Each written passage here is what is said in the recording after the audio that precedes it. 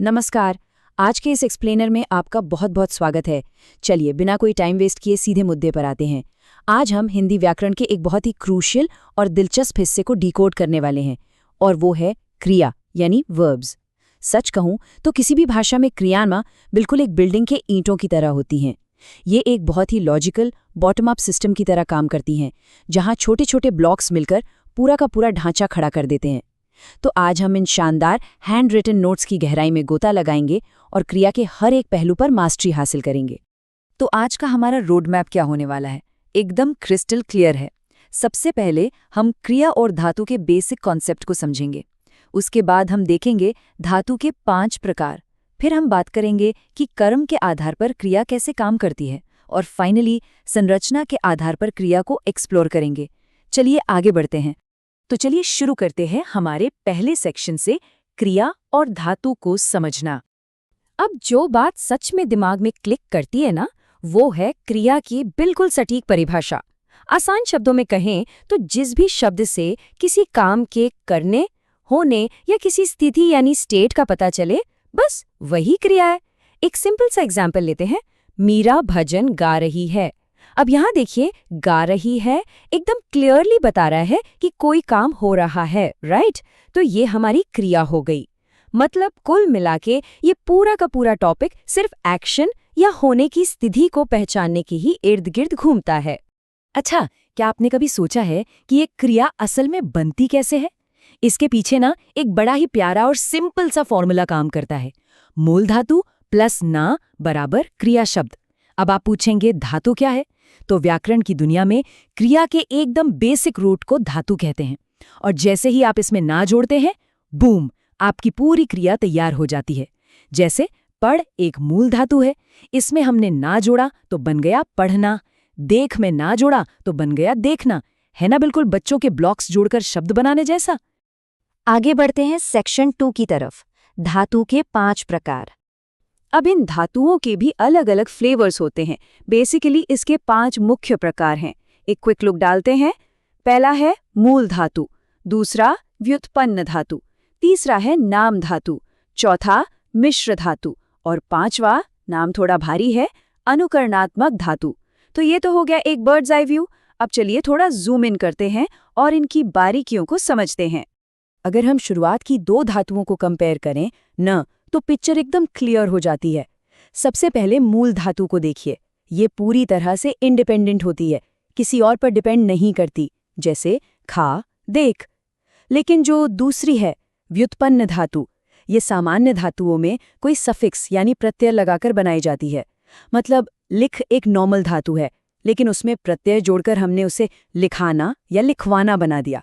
तो आप देख रहे हैं कि कैसे ये बेसिक से इवॉल्व होकर नए एक्शंस में बदल रहे हैं। चलिए अब बाकी 3 को भी फटाफट समझ लेते हैं। नाम धातु वो होती है जो संज्ञा, सर्वनाम या विशेषण से बनती है। मतलब शर्म जैसी संज्ञा से बन गया शर्माना। फिर आती है मिश्र धातु। इसमें शब्दों के बाद करना या लेना चिपका दिया जाता है। जैसे बात के आगे लगाया करना तो बन गया बात करना। और आखिर में मेरी फेवरेट अनुकरणात्मक धातु। ये वाली ना सबसे लॉजिकल और मज़ेदार है। ये पूरी तरह से साउंड्स की नकल पर बेस्ड है। जैसे दरवाजे की खटखट से हमने बना दिया खटखटाना, या भंवरे की गुनगुन से गुनगुनाना। मतलब इनका जो नामकरण है ना, वो एकदम स्पॉट ऑन है। अब आते हैं हमारे तीसरे और बहुत ही इंपॉर्टेंट सेक्शन पर, कर्म के आधार पर क्रिया। ये जो हाथ से बना हुआ फ्लोचार्ट आप देख रहे हैं ना, ये मान के चलिए कि हिंदी क्रियाओं का एक मास्टर मैप है। ये क्रिया के बिहेवियर को 2 बहुत ही क्लियर ब्रांचेस में बांट देता है। लेफ्ट साइड में आप देखेंगे कर्म के आधार पर यानी ऑब्जेक्ट के बेसिस पर, और राइट साइड में है प्रयोग या संरचना के आधार पर। एक ही नज़र में ये चार्ट पूरे के पूरे ग्रामर लैंडस्केप को आपके सामने खोल कर रख देता है। अब यहाँ थोड़ा फोकस कीजिएगा, क्योंकि ये एक बहुत ही तगड़ा एग्जाम हैक है। कर्म के आधार पर क्रिया 2 तरह की होती है, सकर्मक और अकर्मक। सकर्मक क्रिया वो है जिसमें कोई ना कोई कर्म यानी ऑब्जेक्ट होता है। अब इसे पहचानेंगे कैसे? बहुत सिंपल, बस क्रिया से क्या पूछिए। जैसे खा रहा है, क्या खा रहा है, आपको एक जवाब मिलेगा। वहीं दूसरी तरफ अकर्मक क्रिया में कोई ऑब्जेक्ट नहीं होता। इसे पकड़ने की ट्रिक है कौन पूछना। जैसे हंस रहा है, क्या हंस रहा है, इसका कोई सेंस नहीं बनता, लेकिन कौन हंस रहा है इसका जवाब मिलेगा। तो ये क्या और कौन वाला हैक ना सच में बहुत काम आता है। अच्छा, सकर्मक क्रियाएं भी आगे जाकर डिवाइड होती हैं, और ये इस बात पर डिपेंड करता है कि उनके पास कितने ऑब्जेक्ट्स हैं। पहली है एकर्मक क्रिया। नाम से ही साफ है, इसमें सिर्फ एक कर्म होता है। जैसे राजू पत्र लिखता है, यहाँ पत्र हमारा इकलौता ऑब्जेक्ट है। दूसरी होती है द्विकर्मक क्रिया, जिसमें दो कर्म होते हैं। इसका एग्जाम्पल देखिए, राधा ने मोहन को पुस्तक दी। अब यहाँ ध्यान दीजिए, मोहन और पुस्तक दोनों ही ऑब्जेक्ट्स हैं, तो ये एक ही वाक्य में अलग अलग लेयर्स ऐड करने जैसा है। चलिए अब बढ़ते हैं हमारे आखिरी सेक्शन की तरफ, संरचना के आधार पर क्रिया। स्ट्रक्चर के बेसिस पर बात करें तो सबसे पहले आती है संयुक्त क्रिया। ये तब बनती है जब एक मेन वर्ब और एक हेल्पिंग वर्ब मिल जाएं। जैसे वह खाना खा चुका है, यहाँ खा और चुका है दोनों मिलकर एक यूनिट की तरह काम कर रहे हैं। इसके बाद है पूर्वकालिक क्रिया। ये थोड़ी इंटरेस्टिंग है। इसमें क्या होता है कि एक एक्शन खत्म होता है और तुरंत दूसरा शुरू हो जाता है। इसका सबसे बड़ा हिंट है धातु में कर जुड़ा होना। एग्जाम्पल के लिए, राजू नहाकर मंदिर गया। यहाँ नहाकर ने क्रोनोलॉजी सेट कर दी, मतलब पहले नहाना हुआ और फिर मंदिर जाना। वैसे नोट्स में एक बहुत ही चौंकाने वाली बात लिखी है, ध्यान दिया आपने? संयुक्त क्रिया के 11 भेद होते हैं। जी हाँ, पूरे 11। अब हम उन 11 टाइप्स की गहराई में तो अभी नहीं जाने वाले, लेकिन ये छोटी सी बात ये बताने के लिए काफ़ी है कि हिंदी ग्रामर का ये सिस्टम कितना वास्ट और कितना डिटेल ओरिएंटेड है। अब एक और ज़बरदस्त कॉन्सेप्ट देखते हैं, प्रेरणार्थक क्रिया। ये तब यूज होती है जब आप खुद काम नहीं करते, बल्कि किसी और से करवाते हैं या उसे इंस्पायर करते हैं। इसके 2 लेवल्स हैं। प्रथम प्रेरणार्थक में आप डायरेक्ट किसी से काम करवाते हैं, जैसे राजू बच्चों को पाठ पढ़ाता है। लेकिन द्वितीय प्रेरणार्थक में आप किसी थर्ड पार्टी के थ्रू काम करवाते हैं, जैसे सास बहू से काम करवाती है।